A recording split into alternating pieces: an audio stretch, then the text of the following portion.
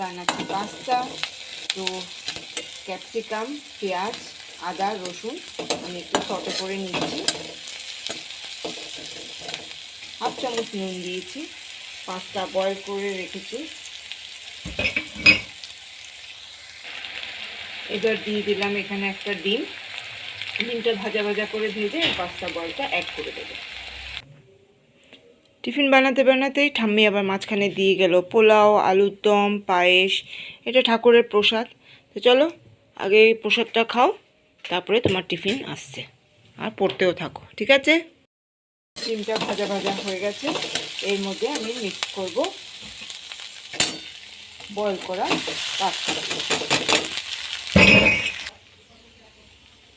এর মধ্যে আমি মিক্স করব একটুখানি গোলমরিচের পাউডার। সানরাইজে গোলমরিচের পাউডার রয়েছে, সেটা আমি একটু মিক্স করে দিই। তারপরে এখানে আমি দিয়ে দেব 1 চামচ আমুলের বাটার। বাস মিক্স করে নামিয়ে নেব, আর কিছু অ্যাড করার এখানে নেই। এই হলো আমার পাস্তা রেডি। অ্যাড করে দিয়েছি বাটার। এক হাতে ভিডিওটা করছি তো, তাই সব যে দিচ্ছি কীভাবে দিচ্ছি রেখে রেখে দিতে হচ্ছে, তাই সব কিছু সব রকমভাবে দেখানো সম্ভব হয় না। সসও দেওয়া যেতে পারে, টমেটো সস, অথবা এটার মধ্যে একটু দুধ ও মিক্স করা যায়। আজকে আমার ছেলের ইচ্ছে হয়েছে একটু ড্রাই খাবে বলে, সেই জন্য আমি এভাবেই বানালাম। রেডি হয়ে গেছে, ছেলেকে এবার দিয়ে আসি। ছেলে পড়তে বসেছে, দেখি কি বলে, কেমন।